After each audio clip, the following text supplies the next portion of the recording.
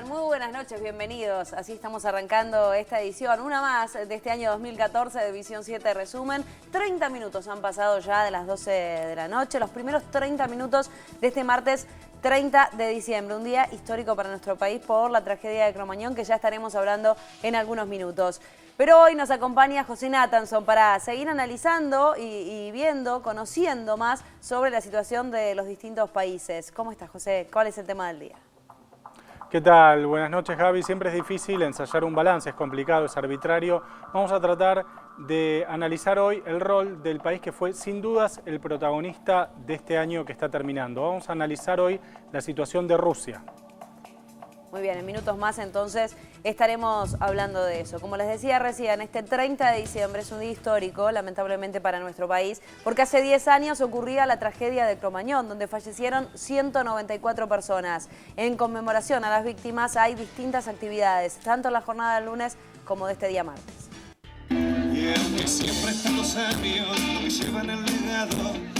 Lo que recuerdo y lo que puedo resaltar es la valentía, el heroísmo, la solidaridad, la gente que entraba y arriesgaba su vida. Tenemos un dato real que lo dio la justicia, que el 40% de los chicos falleció por volver a ingresar a salvarle la vida a otro.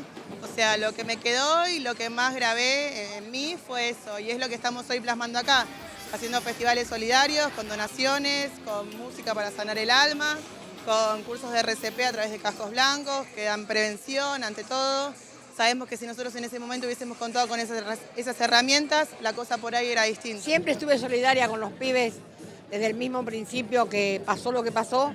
Me parecía que no se hablaba de todos los pibes que entraron varias veces para salvar compañeros, de los que no pudieron salir después que entraron.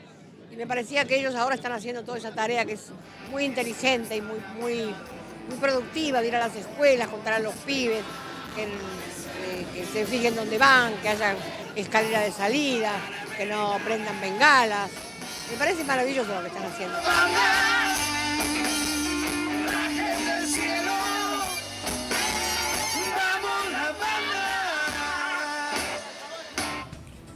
En las calles donde estaba justamente Cromañón, ese boliche en Ecuador, entre Bartolomé Mitre, entre Ecuador y Jean Lloré, se va a realizar la peatonal en homenaje a las víctimas.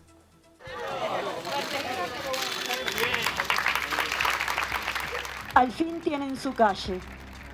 Esa calle donde esa noche fue testigo de sus alegrías, llenos de vida, sueños, proyectos, para convertirse más tarde en la principal testigos de la peor masacre no natural en la historia argentina.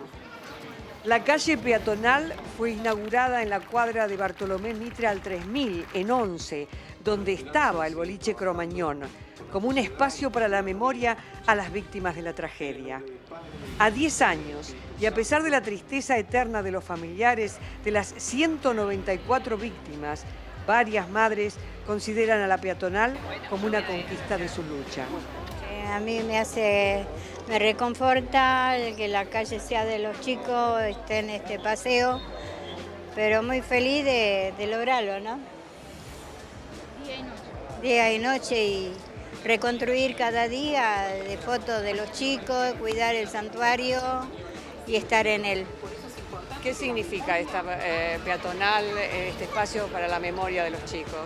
Y todo, porque esto va a quedar para siempre y nadie nos va a quitar ya. La lucha de las mamás que estuvieron siempre valió. Sobrevivientes de la tragedia, al recordar lo sucedido, señalaron que nunca más Cromañón en Argentina. Es bueno esto porque es una manera de tenerlos a los chicos que no están vivos siempre y a nosotros de una manera de recordar esto. Nunca lo vamos a olvidar, por más que hagan esto o no, la memoria la vamos a tener siempre presente, pues es una cicatriz que nos va a quedar para nuestra vida esto, ¿no?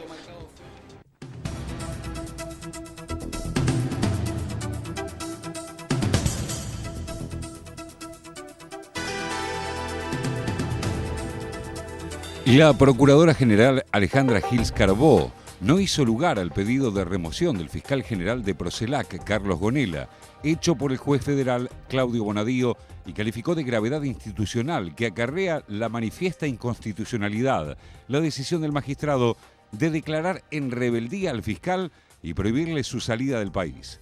Gils Carbó remitió las actuaciones al Consejo de la Magistratura para que se tomen las medidas que corresponden a semejante avasallamiento, expresó la funcionaria.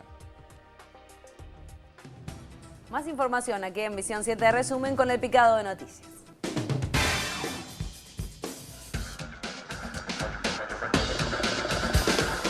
El programa Precios Cuidados, lanzado hace un año por el Gobierno Nacional, continuará con más productos y actualización trimestral de precios. El Gobierno Nacional dispuso prorrogar el mecanismo de devolución del 5% del IVA para las compras que se realicen con tarjetas de débito. La Justicia de Garantías del Joven de San Martín dispuso la libertad por falta de mérito del adolescente de 16 años conocido como Toto, el último detenido por el crimen de Melina Romero. La Sala Cuarta de la Cámara del Crimen confirmó la denegatoria de exención de prisión de 2 barrabravas de River acusados de agredir a un sector disidente en la confitería del estadio el 26 de noviembre último. El gobierno porteño adelantó que aplicará multas a las empresas concesionarias de recolección de residuos. En numerosos barrios porteños, el servicio estuvo suspendido por un conflicto salarial. Fueron las empresas las que decidieron no trabajar y las otras 4 prestaron normalmente el servicio. Claramente las que están en falta son esas 2 empresas. Y no correspondía, de acuerdo a contrato, trabajar ni el 24 ni el 31. El resto de los días estaba estipulado por contrato que debían trabajar, con lo cual por eso han sido multadas y esas multas van a ser aplicadas. Han sido multadas con 12 millones de pesos y hemos aplicado las sanciones que corresponden porque por supuesto no correspondieron los paros que realizaron durante este fin de semana.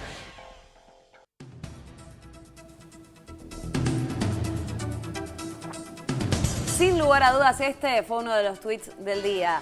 Si no tienes lugar en tu auto, no tengas perro. ¿Es una tendencia? Maltrato animal. Deben prohibir esta barbarie. Estas imágenes a lo largo de las últimas 24 horas fueron noticia. Perros que van en jaulas en la parte de atrás de los autos.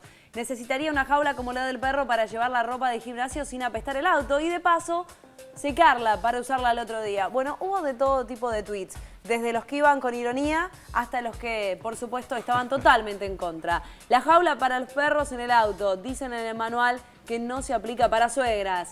Hubo de todo tipo de tweets, por ejemplo este que era con indignación. Indignación de la gente con la basura en la ciudad de Buenos Aires. Sumamos esto al perro en la jaula exterior del auto y al principio de Nick, diciembre, un drama. Hubo muchísimas declaraciones en Twitter a lo largo de las últimas horas. Obviamente que quedó manifiesto el maltrato animal. Estas imágenes que además desataron varias polémicas, entre ellas, por ejemplo, que un perro en la parte de atrás es un arma directa. Ante cualquier choque es lo primero que se desprende y puede generar, obviamente, una catástrofe en las rutas. Hay multas o habrá multas hasta 6.000 pesos para aquellas personas que trasladen a los animales en la parte de atrás y ni que hablar del maltrato animal que sufren, por supuesto, los animales que van allí atrás. Cambiamos de tema ahora y nos vamos a referir a sentencias que se han conocido también en esta jornada de lunes para el circuito de represión, crímenes de lesa humanidad en un circuito de torturas que tuvieron las ciudades de Azul, Las Flores, Olavarría y Tandil. El epicentro fue el centro clandestino de detención Monte Pelón. En tanto, Horacio Leites purgará una pena de 8 años de prisión, aunque lo aguarda otro juicio por asesinato. Y sobre todo, mostrar que la democracia juzga al Estado totalitario, ¿no? O sea, el Estado democrático puede juzgar al Estado totalitario. Y esto pasa en muy pocas partes del mundo. Argentina es un ejemplo en su política de derechos humanos. Y esto hay que reafirmarlo, hay que decirlo, hay que llenarse la boca. La pérdida de Oscarcito fue tremenda. Entonces pasan los años y tenemos el mismo dolor. Exactamente el mismo dolor que hace 37 años. Así que no sé qué decirte. Pero dentro de todo, ¿viste? Esto es como un aliciente que tenemos, pero él ya no está. Verdura es octogenario y aduce enfermedad. para no entorpecer las actuaciones sobrevinientes, ya que hubo amenazas. El tribunal ordenó que permanezca en el hospital penitenciario de Ezeiza. Antes de leer el fallo, el juez Falcone hizo una introducción donde remarcó el rol protagónico que les cupo a los imputados en la estructura represiva que el Estado tenía en la década del 70. Lo que sentíamos hasta ahora era mucho dolor, pero con impotencia, ¿viste? Como que las cosas no se habían resuelto. Y esto de la justicia puso las cosas en su lugar, ¿viste? Que la Argentina ha tenido varios caminos interrumpidos de justicia. Y bueno, a mí me parece bárbaro que de pronto estén condenados los asesinos de mi hermano, de Alfredo Macarini, de Cacho Villere, de Graciela Polini y todo. El 25 de febrero de 2015 se dará lectura al fallo completo en la sede del tribunal en Mar del Plata. Y creo que hoy se ha cometido el mayor acto de venganza que hemos aspirado siempre, que es que se haga justicia. Y creemos que este tribunal ha hecho mérito a eso, porque creemos que se está haciendo justicia.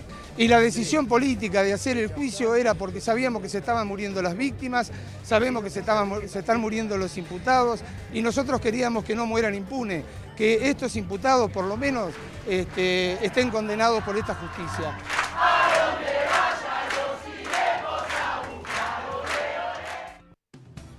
Juan Manuel Abal Medina juró hoy como senador nacional en reemplazo de Aníbal Fernández. Y además, la Cámara Alta convirtió en ley hoy la reforma al Código Electoral Nacional y por este motivo se van a poder elegir 43 representantes del Mercosur.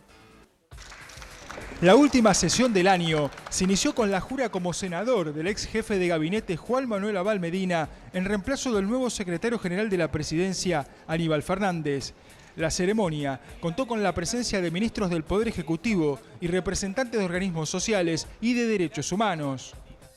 Sí, juro. Yo estaba justamente en la cumbre del Mercosur, estábamos con los representantes de los otros países, yo trabajando en el marco del cargo que tenía como embajador ante el Mercosur, y en medio de la cumbre me enteré de la designación de Aníbal, y obviamente conociéndolo a Aníbal no había ninguna duda que iba a renunciar a su banca y que me iba a tocar a mí ocupar ese puesto. Y bueno, realmente un placer, digamos, poder estar acá en el Senado de la Nación, una tribuna tan importante como esta, un espacio institucional electo por el pueblo. Posteriormente, con 37 votos a favor y 12 en contra, el oficialismo consiguió convertir en ley la reglamentación de la elección de los representantes argentinos en el Parlamento del Mercosur. La Argentina completa este proceso que es de elección democrática. Hay un plazo de integración hasta el año 2020 que Brasil y otros países van a ir cumplimentando, y me parece que le da solidez a la institución Mercosur, al Parlamento del Mercosur. Hay que avanzar también en el corto plazo, mediano plazo, a un tribunal del Mercosur para resolución de los conflictos. Denunciaron al gobierno de la ciudad por el cierre de centros odontológicos que funcionaban dentro de colegios de barrios carenciados del resto de la capital federal. Implica un retroceso importante en materia de la política que se venía llevando adelante de cuidado, de prevención y atención de la salud odontológica de miles de estudiantes de escuelas estatales de la ciudad de Buenos Aires que se atendían en 4 consultorios odontológicos. Desde el año 97 estaba vigente este convenio y este año dejó de implementarse este programa, lo cual lamentamos mucho desde la Defensoría del Pueblo, porque es un programa altamente valorado por las comunidades educativas que nos han transmitido su preocupación.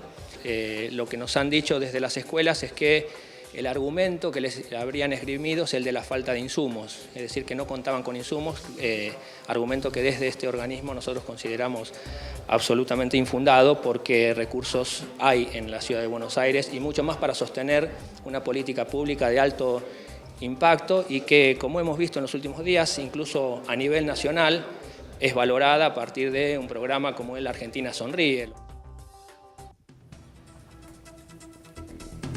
Hay otro aniversario, pero que tiene que ver con una tragedia aquí en la República Argentina. 13 años de la masacre de Flores, donde fallecieron 3 jóvenes en manos de un ex suboficial. Silvia Irigaray, madre de Maximiliano Tasca, recuerda la noche del triple asesinato a sangre fría.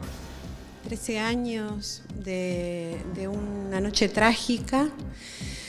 Un rato antes con Maxi me abracé, nos despedimos, chau ma, chau y, le dije yo, y nunca más lo vi.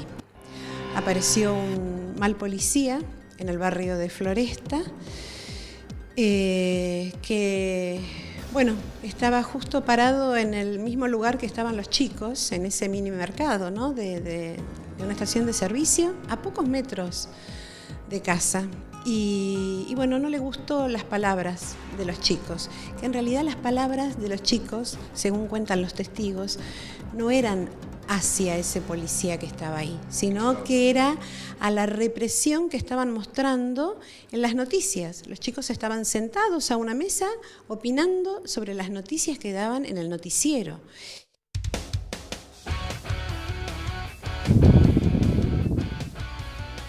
Cada vez falta menos para que este lugar, para que la Plaza de Mayo y la Casa Rosada sigan el epicentro de una nueva largada del Rally Dakar. Es la temporada 2015, una nueva edición que se realiza en Sudamérica. Ya hace varios años que han salido de las tierras sudafricanas y que ha sido un éxito, porque muchísima gente se ha acercado a ver las distintas etapas.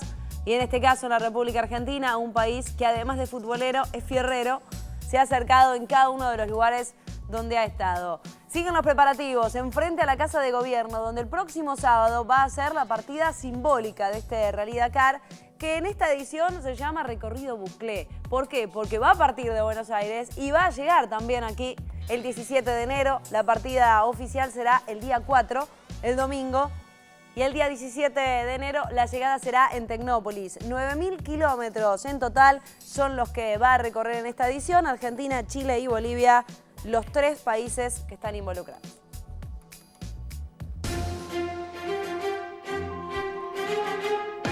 Con las primeras horas del día se reanudó la búsqueda del avión de Air Asia que se desapareció con 162 personas cuando sobrevolaba el mar de Java en un vuelo entre las ciudades de Surabaya y Singapur.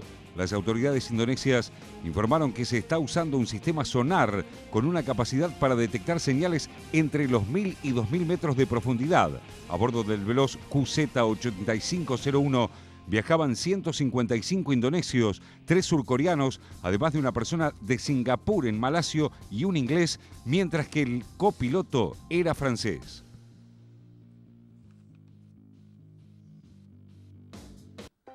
Al menos 4 personas, entre ellas una embarazada, murieron y otras 4 sufrieron heridas tras ser alcanzadas por un rayo en una playa de San Pablo, Brasil. El hecho ocurrió cerca de las 14:30 hora local, en la playa Rincón de Fort. Las víctimas fueron asistidas por los servicios de emergencia y derivadas luego a un hospital del barrio de Boqueiro, donde fuentes médicas confirmaron que 4 personas, todas integrantes de una misma familia, habían fallecido por la descarga eléctrica. Los heridos, uno de ellos de gravedad, permanecen internados. Vamos a seguir hablando, en este caso, de noticias internacionales, pero de la mano de José Nathanson, que nos prometías recién hacer un balance, más allá de que es arbitrario. Sí, siempre. De un balance y que en algún punto es una mirada subjetiva. Sí, exactamente. Decíamos, Gaby, al comienzo que es difícil hacer un balance, pero que sí hay que elegir un país que fue sin dudas el país protagonista internacional del año. Ese país es Rusia. El protagonismo internacional de Rusia resurgió este año a partir del mes de junio, cuando en Crimea, una región, una especie de provincia, digámoslo así, ubicada al este de Ucrania, se votó en un plebiscito la anexión a Rusia. Esto despertó una reacción muy importante por parte de los países occidentales, que rechazaron de manera muy tajante, muy contundente, la decisión de Crimea de incorporarse o de reincorporarse, pues ya había sido parte de Rusia hace muchos años, de reincorporarse a la Federación Rusa, y la decisión también del gobierno de Vladimir Putin, que es el gran líder ruso de los últimos 20 años, de aceptar y de promover la anexión de Crimea. Esto generó una reacción, decía yo, muy contundente por parte de las potencias occidentales. pero para entender un poco la situación en la que se encuentra Rusia podemos ver un primer mapa en donde vamos a ir viendo cuáles son los países de la OTAN, la Asociación del Tratado Atlántico Norte, la asociación formada por los países occidentales después de la Segunda Guerra, y cómo se van pintando de color, en este caso azul, Gaby, los países que forman parte de la OTAN. Fíjate cómo van avanzando, estamos ya en el 99, cómo se van pintando en el 2004. Fíjate cómo queda prácticamente todo, además del norte de América, por supuesto, toda Europa, incluyendo las repúblicas que formaron parte de la órbita soviética hasta los 90, se fueron incorporando a la OTAN y terminaron rodeando de algún modo a Rusia, que se siente lógicamente acorralada por Occidente y que en parte explica la reacción rusa de incorporar o de aceptar la incorporación de Crimea a pesar de las tensiones generadas con las potencias occidentales. Podemos ver un segundo gráfico en donde se ve en la línea celeste cómo se va incrementando el gasto militar ruso. El de abajo es el gasto militar de Ucrania y el de arriba en celeste es el gasto militar ruso. Si vos te fijas... Una ascendencia muy clara. Muy clara. Cae en los 90, digamos, cae en los 90 con la caída del muro de Berlín, claro, y la crisis posterior económica muy fuerte que sufre Rusia, y empieza a recuperarse y a subir lenta pero de manera muy sostenida hasta alcanzar niveles muy importantes en la actualidad. Este es el gasto militar ruso y podemos ver, Gaby, para completar el cuadro, un tercer gráfico que muestra el arsenal nuclear del mundo expresado en estos, especies de cohetes que van para arriba.